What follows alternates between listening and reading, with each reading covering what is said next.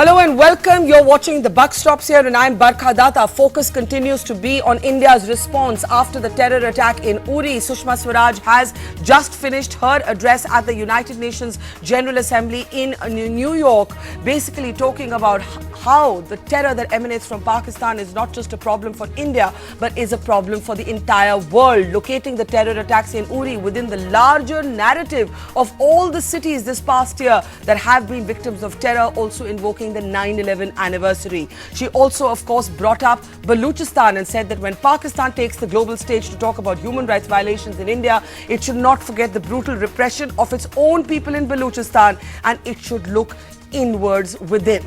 We are going to be looking at Sushma Swaraj's speech, but there's another very important talking point that has come up in New Delhi. Let's shift to that now. The Prime Minister has chaired an all-important meeting called to review the Indus Water Treaty, the water sharing agreement between India and Pakistan that has held through war, that has held through terrorism. But now the Prime Minister chairing a meet to review it, a meet attended by the Foreign Secretary as well as the National Security Advisor Ajit Doval, a meeting at which the Prime Minister is said to have told those present blood and water cannot flow together. India will not be abrogating the treaty as has been suggested by some, including its own veteran leader Yashwant Sinha. However, there is a much tougher stand. Let's shift to those graphics now. The Indus Water Commission talks have been suspended. The commission will not be meeting as long as terrorism remains an issue. There is also a decision to maximize the potential of what the water that India is entitled to. India, remember, is entitled to 20% of the water of the Indus River basin, and that has not happened. Every time India has tried to build a dam, you have actually seen Pakistan dragging India to international arbitration. We can in fact see those graphics on the screen. So the attempt, the decision to maximize the potential and to take a much tougher stand at a meeting where the Prime Minister has said that blood and water cannot flow together. I beg your pardon. Let's go across now to Yashwant Sinha, who first recommended the abrogation of this treaty. Mr. Sinha, before we get to the treaty, your first comments on Sushma Swaraj's address. Well, I think it was very well done. She balanced the various components which she had to include in her speech extremely well, and she talked about our own progress, our own developmental goals, and how they gel with the UN developmental goals. And then she talked about the Convention on Terrorism proposed by India, which is pending. And then she came to Pakistan. And as you said a little while ago, she did point out to the rest of the world how terrorism was a threat to every country, and terrorism originating from Pakistan was a threat to the whole world. And she minced no words. I think a very strong message has been sent by her to our western neighbor.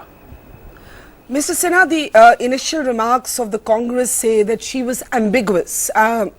She stopped short of calling Pakistan a terror state. She did not ask for sanctions. How do you see this criticism from the Congress?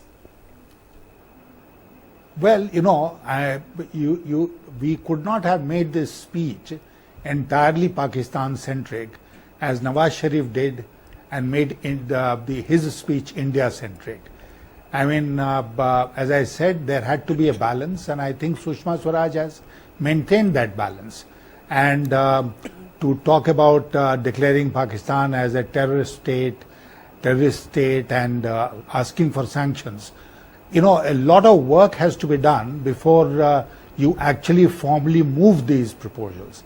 And the UN General Assembly is not coming to an end. The discussions will go into the committees, and we'll have ample opportunities to do both what the Congress Party is suggesting. So you're saying that India could yet take the global stage and talk about sanctions against Pakistan, talk about Pakistan being a terror state. Sushma Swaraj did not have to pack all of that into this address. That's exactly what I am saying. Sir, you have written quite provocatively that sometimes the road to peace must go through war. You've actually openly called for military action.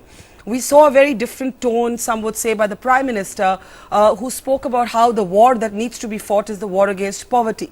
Do you see a different response from the government than one you would have anticipated or advocated? You know, I wrote that the road to peace passes through war at times because of the historical experience everywhere. That you are trying for peace, and your adversary is not interested in peace, and then war is the only solution.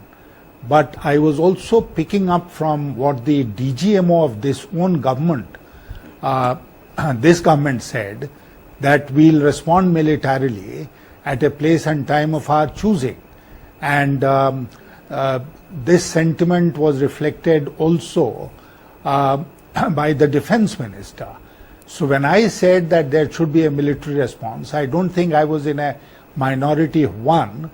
I think the mood in the entire country today is that there should also be a military response along with various other responses, and the Indus Waters Treaty is one of them. In fact, I had suggested in the same article in which I wrote those lines that the most favored nation treatment that India had extended to Pakistan in 1996 and which has not been reciprocated by Pakistan all these 20 years is something which India should withdraw.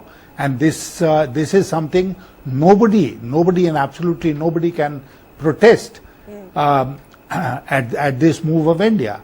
And this is a step we can take immediately. Yes. So there are many steps which can be taken. I am very glad to hear that we have decided that the Indus Water Commission will not function until Pakistan stops terrorism, and that is a very positive step as far as we are concerned. Now, let's first talk about the Indus Water Treaty. We saw the Prime Minister chairing this meet today where he said blood and water cannot flow together.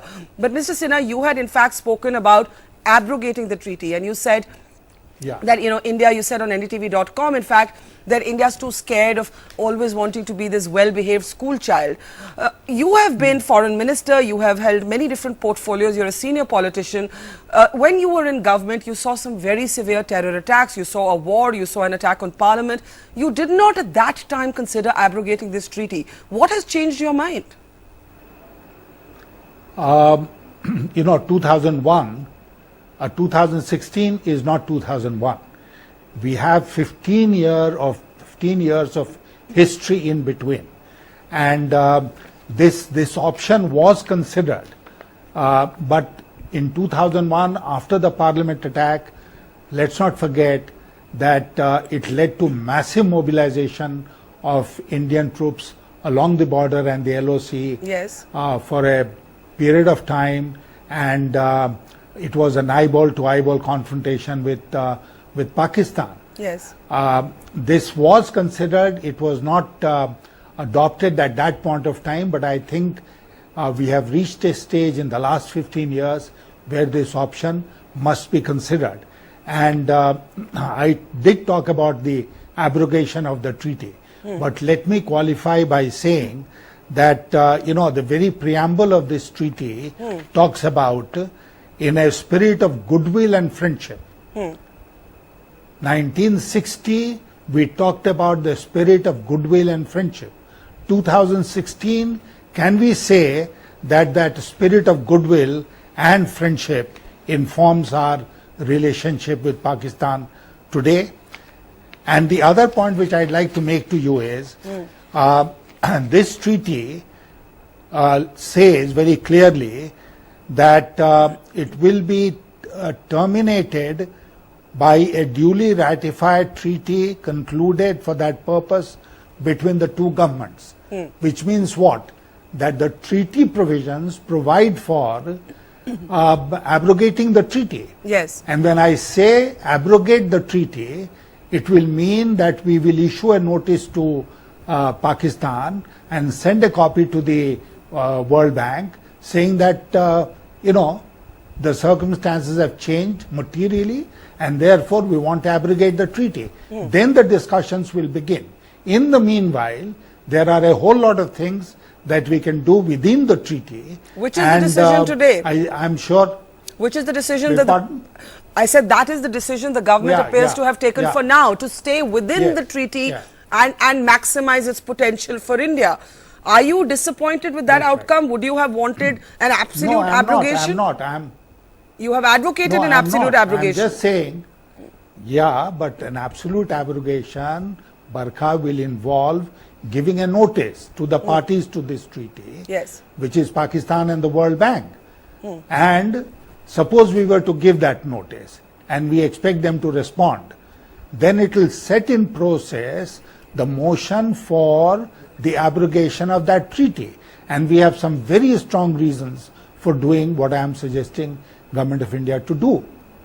So you are still saying eventually, once you go through this process, you should abrogate this treaty, because there has been an argument, Mr. Sinha, that the moment the Prime Minister separated and distinguished the people of Pakistan from the regimes that run Pakistan, which is what he did in his weekend address, India cannot, there is one argument, cannot be seen to be punishing the people of Pakistan, and abrogating this treaty would in fact punish the people, because it could potentially cause drought and famine on the other side.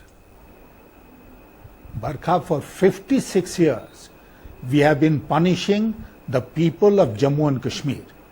You go and ask anyone in Jammu and Kashmir, and they will say, they are saying it even today, that the treaty is very, very bad for the people of Jammu and Kashmir. And for 56 years, they have suffered because of this treaty. And in 1960, I do not know what overcame India, that we settled for terms as onerous, as unfavorable to India as the treaty provisions are. So we have to balance. Do you believe, therefore, it is legitimate and even desirable to actually renege on this international treaty, even if it causes deprivation at a human level on the other side? Because you're saying that's what Pakistan has done to J&K, so we have to give it back to them in their own methodology. I am not saying Pakistan. No. I am not saying Pakistan has done. The treaty has done to the people of Jammu and Kashmir, because it is very unfavorable to them. Now, you are talking of the people of Pakistan. The people of Pakistan must realize what their rulers are doing, what the army of Pakistan is doing. And if the people of Pakistan are not in a position to put pressure on their government and on their army, then it's a very bad case. And maybe any threat to abrogate the treaty will make the people of Pakistan realize the gravity of the injustice which is being done to India through the export of terrorism.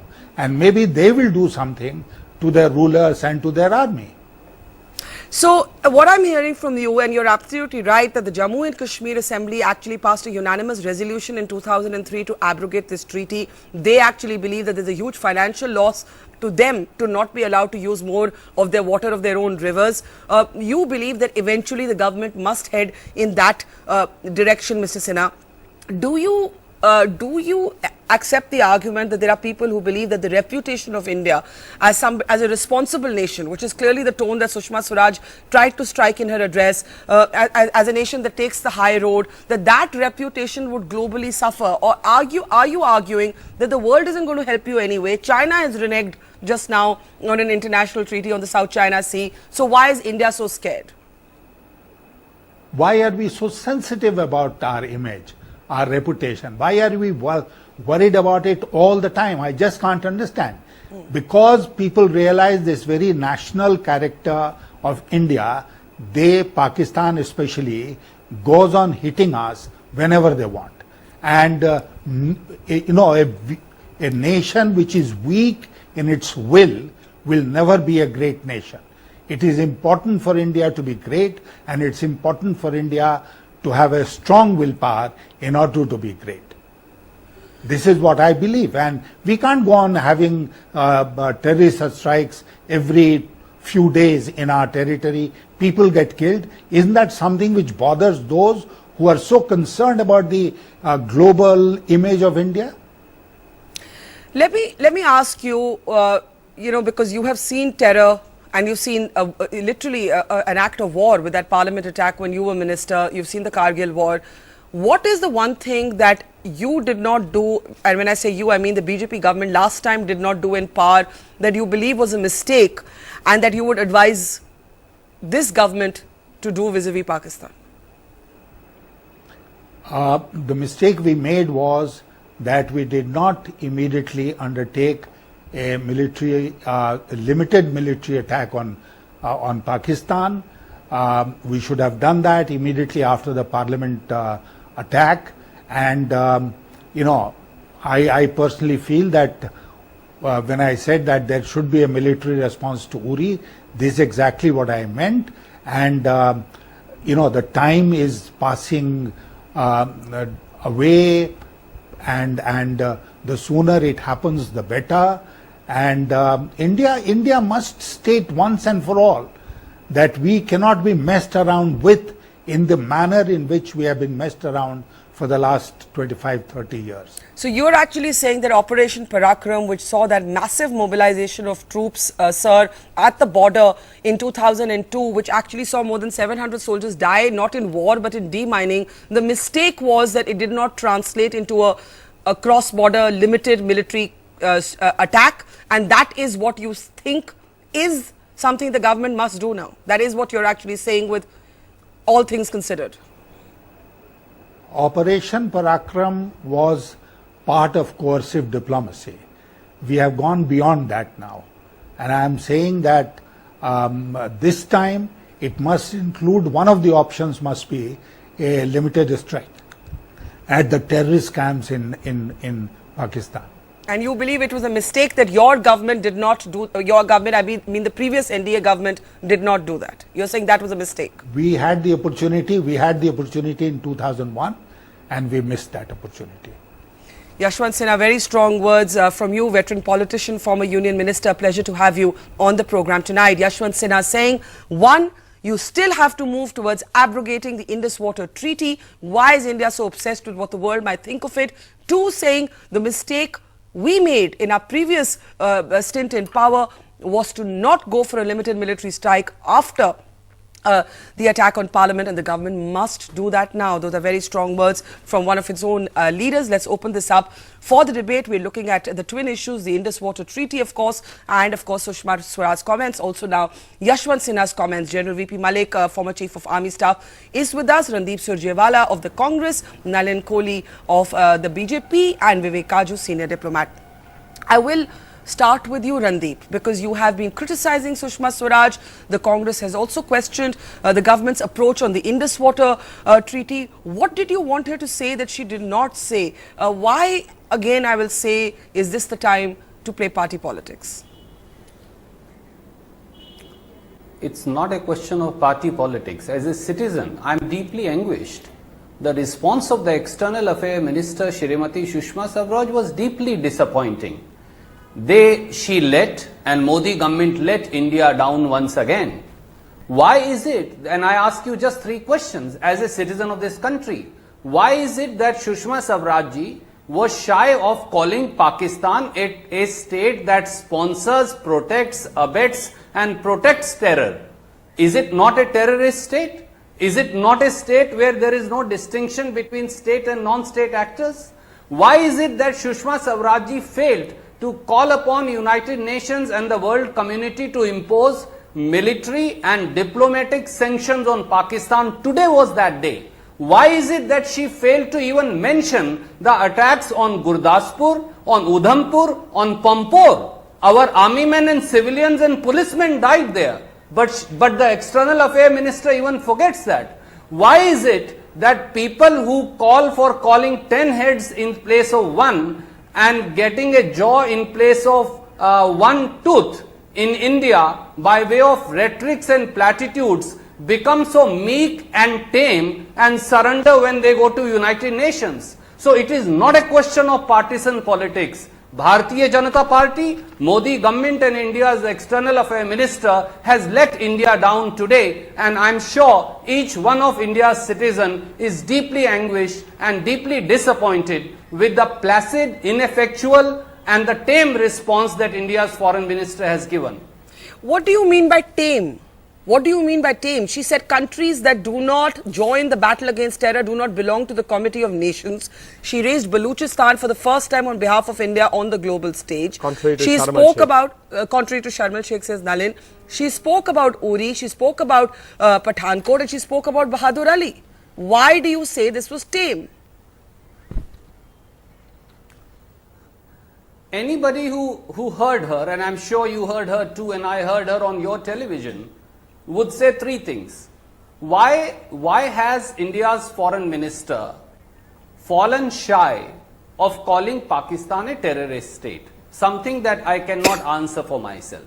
Barkha, Why may I come is in it at this stage? that India's foreign minister does not name terrorist organizations and terrorists who continue to thrive under the protection of the state with active aid and connivance of the state, and ISI and military establishment which are part and parcel of the global terror network of which India is the principal victim? Randeep, you made and a number why of points. is it that we do not call for diplomatic and military sanctions on Pakistan? May I remind you that in the first secretary's reply to Nawaz Sharif, Pakistan was described as a terror state and Pakistan was called the Ivy League of Terror. But there's a question here for you, Nalin, and Ambassador Kajol, I'm coming to you right after that. Yashwant Sinha is one of your own. Later. I think first, no, later. No, I'm joining it. I'm combining the question. He's saying the mistake the NDA previously made was to not use the military option. He's saying that was his mistake. When he was in power, that was a mistake. He's calling for the abrogation of the treaty. The government has decided against that, at least for now. It's maximizing potential within the treaty. Sushma Swaraj has said what she has, but has clearly amplified the Prime Minister also saying the real war is a war against poverty. To me, the first half of her speech actually reinforced what Mr. Modi had said, right? Randeep says that's too mild. It's too mild even by Yashwant Sinha standards. Okay, first on Mr. Yashwant Sinha. He's our former Foreign Affairs Minister, former External Affairs and Finance Minister. He's not holding any party post in that sense, and he's entitled, as any Indian citizen, you, me, anyone else, under the Constitution, to have a point of view. But he's not articulating, and he himself would have not said so. He's elegant enough to know. He's not articulating the BJP's point of view. He's not articulating the point of view of the government of India. He's articulating the point of view of Yashwant Sinha as a former foreign minister. And why shouldn't he have a point of view? Like Do you agree with his point of view? He's entitled. Why should I agree or disagree? As spokesperson and leader of your party, do you agree with his point of view? Why should I? Because I think, in my opinion, it's very clear. Everyone is entitled to have a point of view. When I sit here, I will articulate on two things. I will articulate on the speech for which I've been invited, and I will articulate on what I think was the party's approach to it. I'm not, if that way I might be required to articulate on everybody's point of view, because in so you don't think his view is worth commenting on? It's not about why should I comment on it. He's entitled to that view, and as you invited him in that capacity, you didn't put him in a debate. If he was in a debate, I would have countered it with something else. What would you have countered it with? No, I may have agreed on something else. So you're not going to tell us if you agree or disagree. Not at all, because I'm not supposed to. Tell us about what Because Randeep you've called said. him on a one-on-one, and you need to respect what Randeep it. said. On Randeep, I think it's amusing. In fact, I'm almost, and I know Randeep is going to jump on this. A lot of the Congress people will jump. It's almost the stark difference you could see in terms of what response Nawaz Sharif's speech got and what a first secretary was required to do in pointing out it. That's exactly how it is. So as a citizen, I'll first answer, then become a BJP spokesperson. How many times has anyone during 55 years of Congress rule ever asked for Pakistan to be declared a terrorist state? How many times have all these attacks taken place, and what has happened thereafter? As a citizen, shouldn't we have felt pain on Baluchistan being the complete disaster of Sharm el-Sheikh finding its way into an official document? So there are many things as a citizen we could, and the citizens of India spoke through an election. Now let's come to Sushma ji's speech. Which is for what? Yes, I must answer. You've given Randeep disproportionate time. Not at all. No disproportionate time, but come on, let's not waste time. Go on. Yeah, so I just won the same courtesy. That's all. Always. So absolutely, and I'm not denying it. So coming to what Sushma ji said, I think What matters is 2 or 3 things. One, the message consistently through the government that this will not go unpunished. 2, India using every forum to point out, A, we are part of that global community, joining the dots of the global reign of terror. Yeah. That this is not a subcontinent issue. What happens in Uri is the same that what That happens Pakistan in Paris, is the world's problem. happens in And terrorism Bangkok. is the world's problem. Yes, absolutely. Mogadishu, anywhere else, Brussels. Yeah. So that's the first part of it. Yeah. 2 is that these small, terrorist organizations have become a global network of terror. We need to do what has to be done at the international scale. And when the Prime Minister has said it won't go unpunished, what Government of India has to do will do. Okay. Why do we need to spell it out and least of all expect the Congress party to articulate what the Prime Minister, what anyone else, or what even I should Let say? me, before this becomes a Congress-BJP conversation, It has. Ambassador Kaju, go ahead.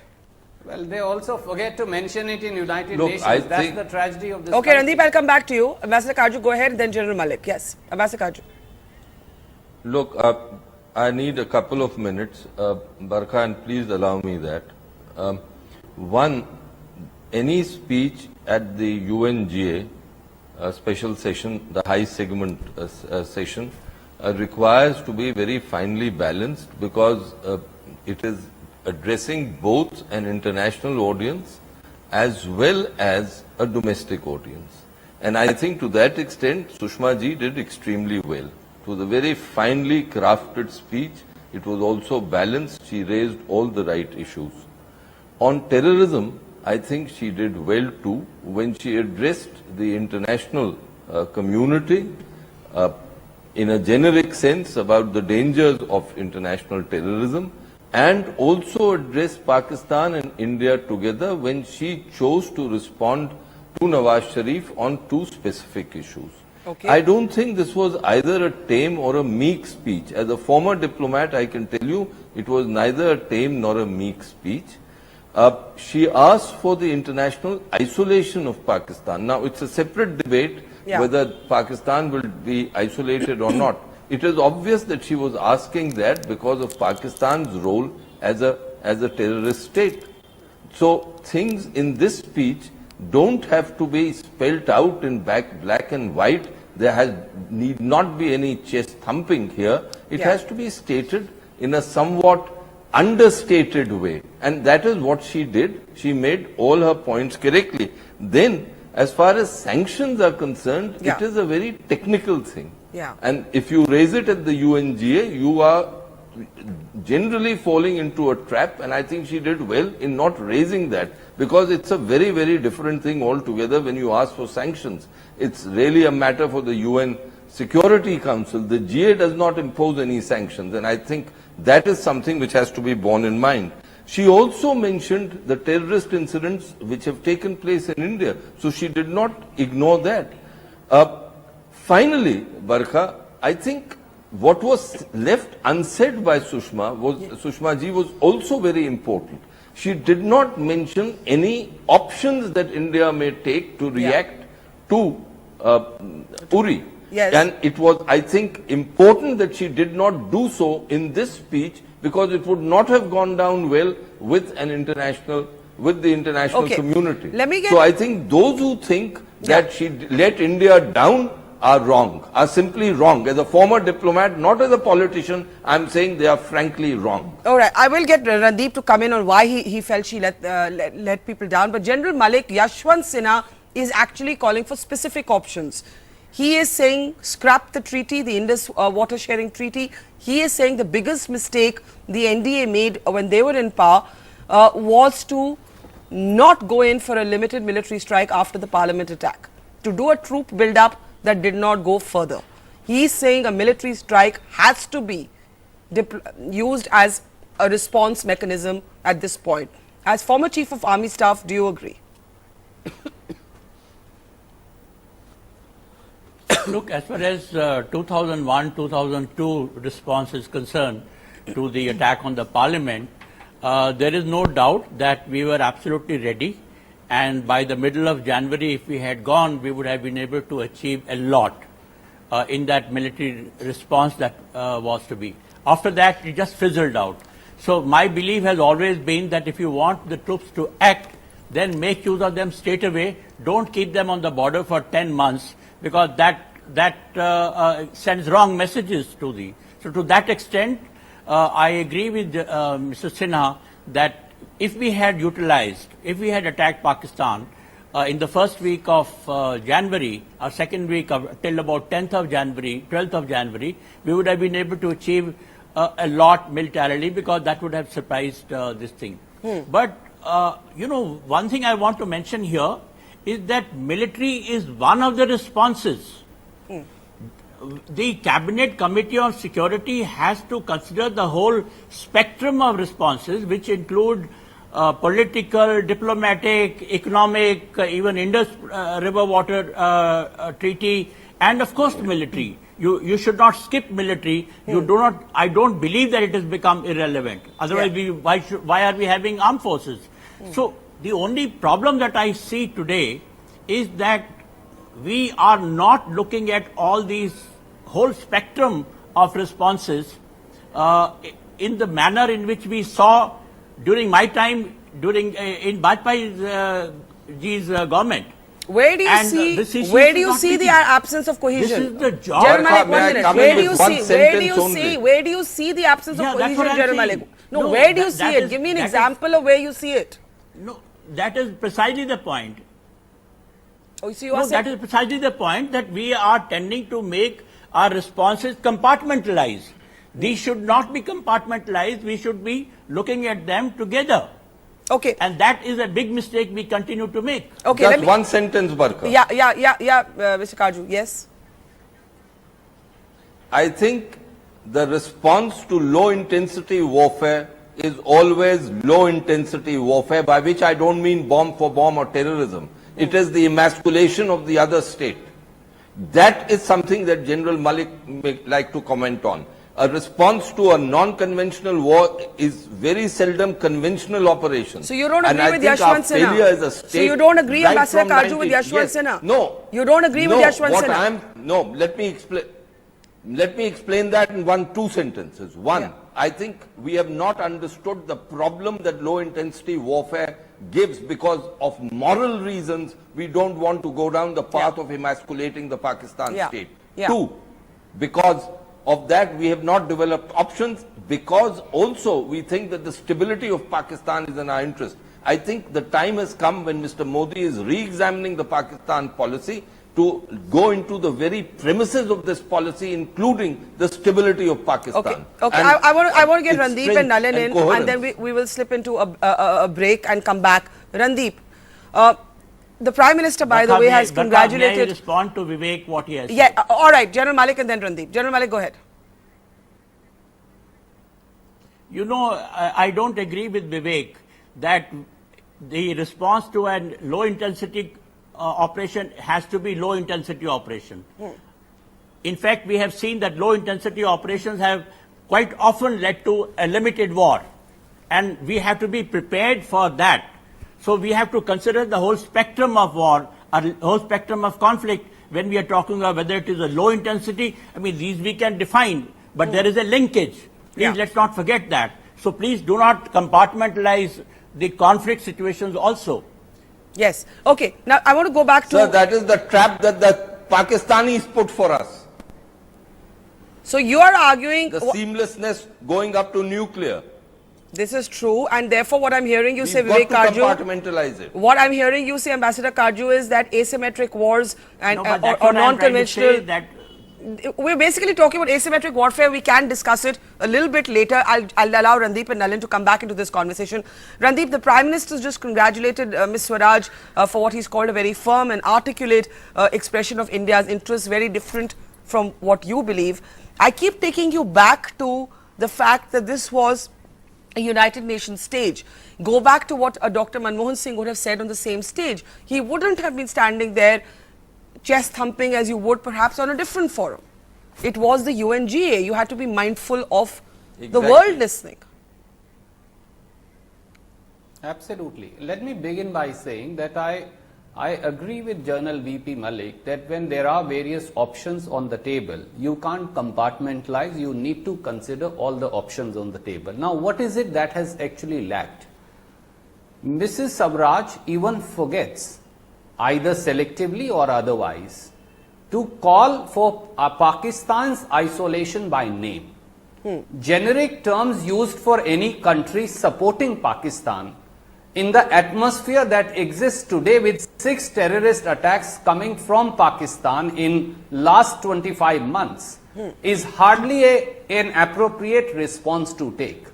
Number 2, and more important, Mrs. Swaraj completely forgot, and I think we can go back and check her speech, to mention 2 attacks in Pampore, 1 terrorist attack coming from Pakistan in Udhampur, No, she and doesn't another have to attack list in it all to Gurdaspur. underline the problem of terrorism. I completely. And Randeep, no, by the way, I just like completely agree Yashwant that she Sinha, doesn't have to go attack Randeep, by attack. Randeep, this is relevant to you. That's why I'm interrupting you. Just like Yashwant Sinha may not say everything that Nalin wants to hear. One of your own MPs, Shashi Tharoor, who has also been in the MEA, has praised Sushma Swaraj's speech, calling it well crafted and well written. So clearly, everybody doesn't think the same way, even in your own party. But he knows Well, diplomacy. Randeep Mr. doesn't. Yashwant Sinha made a very, very important point on your channel today. Yes. And that was that in 2001 post-parliament attack, it was a mistake on part of their government, and since he was in charge, I don't think so Mr. Nalin Kohli can completely But this is dismiss Shashi Tharoor. a senior leader of the party who was leading their government. This is Shashi Please Tharoor. listen, let me just complete my sentence. Okay, then Nalin, yes. Go ahead. He Randeep, go ahead. cannot, you cannot completely dismiss and say that for 2001 parliament attack, he says yes, it was a mistake to not do a limited military response. Yes. Operation Parakaram, General Malik will tell you, Let's he bring was up those ready, Yashwant he was graphics, in leading fact, the if we charge. can, on what he said. But how many Yes. people died? And at the end of the day, what happened? Why is Modi government and Sushma Swaraj ji failing to call a spade at United Nations? Nalin, I Randeep don't has chosen think to ignore Shashi Tharoor. You have chosen to ignore Yashwant can Sinha. be diplomatic I haven't. weakness. Okay. I have The actually, UPA never what I have did. said is, Yeah. there's a stark difference, and I can point that out. It's not complicated. Yes. Mr. Shashi Tharoor is a member of parliament of the Congress party, is active in the party. Mr. Yashwant Sinha is not active in the party. You invited him on a one-on-one. Yes. So he's entitled to his view, and he deserves the respect of that view, like any one of us who would like to articulate it. Yeah. The focus of it is, I'm just saying, look at your own show. You have Ambassador Kajju and General VP Singh, both eminent people, having 2 different points of view. Does that mean that they are not entitled to have that point of view? Even disagree with each other, but it doesn't make the whole debate any less significant? No. So I think you need to see it in the totality. So of 1 things. minute. Are So my you point is- totally disassociating Yashwant Sinha from the BJP? You just said he's not connected to the party. No, I didn't say. I chose my words carefully, You and said I he's pointed not out. in the party. Well, in the sense he's not speaking He for the has party. disowned actually May Yashwant I- Sinha on this May I have channel. not had the pleasure of, I've never had the pleasure of interrupting you. So I hope you should have the pleasure of not interrupting me. So therefore, Mr. Yashwant Sinha is not speaking for the party. He's not speaking for the government. He's speaking his own voice, and he's entitled to say so. What so do you is mean this he's not in the association? BJP? He's not in the BJP? You said is he's he not in the holding any party. position in the BJP? So does he speak for the BJP? He's not a spokesperson of the party, a vice president of the party, a general secretary of the party. Somebody who's holding office is in there. And as a senior leader, and a senior leader of the nation, as Okay, many so people, Sushma Swaraj is Shashi therefore- Tharoor's so let me place. Let's come on the Shashi Tharoor. operative. Yeah, Yeah. let me come to the operative part. Yeah. Mr. Shashi Tharoor knows diplomacy. Yeah. Obviously, others don't. However, I'll just give you another example to point out the fallacy and the weakness of the edifice on which Randeep Surjewala is building Yeah. this whole argument. I mean, there have been senior leaders who consider Rahul Gandhi's strategy to be a mistake. They are in his party. Some have even used the word joker for him, which I don't think is the correct use we should use in our daily language. So does that mean that because they are senior leaders, they have a point of view that is applicable? Well, So where is slightly Randeep doing this? snide Constantly remarks, you attacking can't the wish Prime away the Minister. reality, Mr. Kohli. May I, Randeep, have the pleasure of Prime finishing Minister my is also point? called a fake I news know most you of the are times by many speaking his leaders of master's your voice. party. You are entitled to. May I finish my point? So therefore, what Randeep Surjewala is doing is, I think he's constantly trying to find fault. Anyone who understands diplomacy will understand the message is consistent and clear. And let's analyze What all is the the speeches. message? Okay, I'll what is tell the you right message? now. What is That's the exactly message? what I want to focus What is the on. message? Let's start. The first comment that came was the Prime Minister's comment in a tweet, it won't go unpunished. Yes. After that, everyone who mattered in this government, who should be mattering on an issue like this, has been in a huddle, constantly working.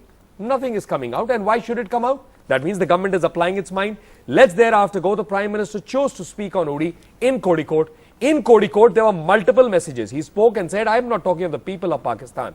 Our war is not with them. There is an establishment there that is doing so. But if you want to have a war of 1,000 years with us, we are ready. Let me finish. No, I need to continue. There's a story to this. If you go, Mr. Amit Shah next day said, it's protracted. We are clear. We stand with our soldiers. We stand with our armed forces. The DGMO said, what we have to do as the army, we will do. Further, when you see the Sushma ji's speech, she lays out very clearly, not like a Mufassal leader and not like a spokesperson of a terrorist organization. Who are you calling a Mufassal leader who's a spokesperson well, of a terrorist? I mean, you have some comparison? Yes, I'll give you for the terrorist. For the terrorist, I think Nawaz Mr. Nawaz Sharif yes. spoke as a Mufassal no, leader who's so micro, and it could be anybody who could go to a global speak of something absolutely missing the whole global stage. But 1 minute, let me finish on this. This is important. She has linked the global reign of terror, not kept it this. She has spoken of India in the global league in terms of what we need to do for the global things. She has spoken of poverty, development, all of it. At the same time, she has pointed out specifically to Pakistan, she's not using the language scripted by the Congress party. So if they have an issue with that, I'll go back to the Congress BJP. I want to go to General Malik and Ambassador Karju. On this issue of this meeting chaired by the Prime Minister today on the Indus Water Treaty, General Malik... I forgot to mention about that. Yeah, you can come in. That was part of the whole story. Okay. But, you have a Yashwant Sinha who calls for an abrogation. You have a Brahma Chilani who calls for an abrogation. But the government has decided otherwise, General Malik. It has decided to adhere to the treaty, but at the same time suspend water talks, which are scheduled to take place once a year, till the time the spectre of terror remains. It has decided to review resuming work on halted projects like the Tulbul, which is on the Wooler Lake. How do you as a general see water as a weapon, sir? Look, I look at the abrogation of Indus Water Treaty to be as sensitive as a limited war, frankly, because it's not only between India and Pakistan, but don't forget that it had been negotiated with the help of World Bank, and there is so much of, so many other international community, the whole international community is involved in all this thing. So I think what has been done is very appropriate, that we are not going to abrogate the treaty, but within that treaty, what is ours, what has been ours and for which our own people in J&K have been crying, we are going to give it to them. I think that's very fair. Yes. And we can defend it. We can defend it not only with the World Bank, but we can defend it with the whole international community. So that response, personally, I feel is absolutely appropriate. Ambassador Karju, you had Yashwant Sinha on this program saying that the government should go further, it should go towards absolute abrogation. And to General Malik's point of the global image, he actually said, why are we so concerned about what the world thinks of us? And when I asked him, why didn't you do this after Parliament, why didn't you do this during Kargil? He said, well, it was considered, we didn't do it then, but 2016 is not 2001. Look, I myself think that we shouldn't be bothered about international image, etc. ये तो permit me a sentence in Hindi, ये तो यही होता है कि गांव में पुलिस अगर किसी के घर पे आ जाती है तो वो डरने लगता है, वो आफत मच जाती है कि मेरी इज्जत को क्या होगा. I don't know, that kind of a mentality prevails even with our elite and the policy making elite on foreign issues too. So let's get that out of the way. The world respects strength. The world respects economic success. So do you support abrogating the treaty? Do you support abrogating the treaty, sir? Do you support? No, please. Look, no, I think it's not a binary here that whether you support abrogation of the treaty. I think, Barkha, the premise of the treaty was, and Mr. Sinha argued that well, the premise was that Pakistan, which had a crippling fear that India will starve it of water, should get the reassurance that India does not plan to do any such thing, and therefore we were so generous in giving them the western rivers, that is Chenab, Jhelum and the Indus, and we've kept practically no water for consumption purposes as far as India is concerned. Yes. Now, second point, we have started thinking on this, that what should we do about the Indus Waters Treaty, and that marks a great step forward. No one, no government, no one in the system ever thought on these lines. Two, water is not an easy weapon to use.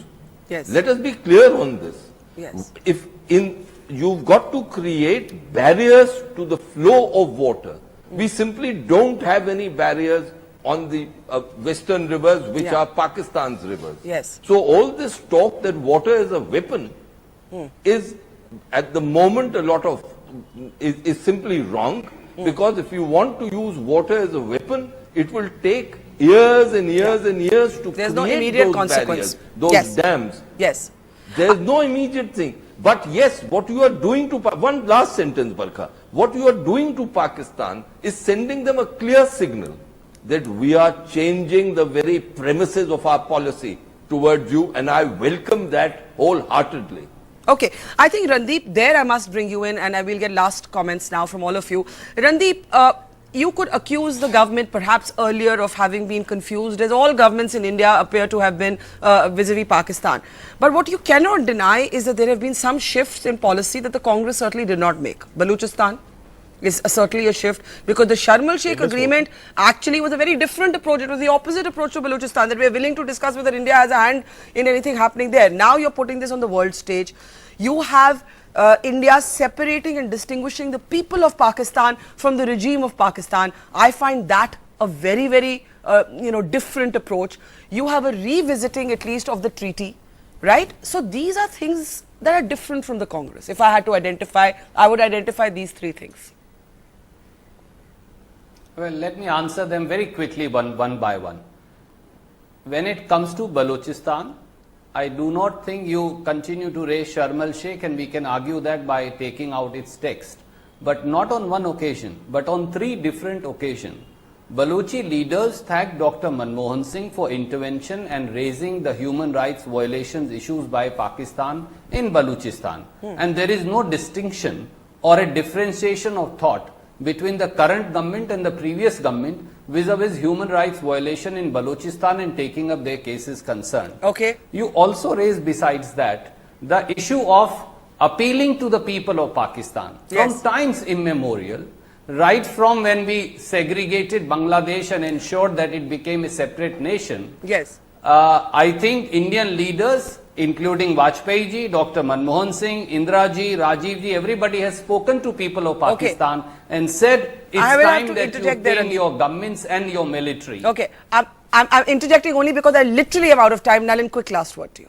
Well, I find it amusing because you mentioned the Sharm el-Sheikh agreement, which did exactly opposite to what Randeep is that's what I probably said, has. yes. So I think this government is doing things, and this government will do things. There's no question about it. It's not going to go by the script of what the Congress party or someone in the Congress party wants to say, will put out there. Okay. But they're entitled to their view. Okay. We can't fight with that. But I think if you see the story, the dots are connecting. There is a strategy in place. Okay. This is not just shooting in the dark. All right, we have to wait for this space to clarify itself, and I would agree that maybe that is as it should be in a situation as tense and delicate as this. Thanking our panel tonight. We'll see you tomorrow night at 8 p.m. Thank you for watching. Good night.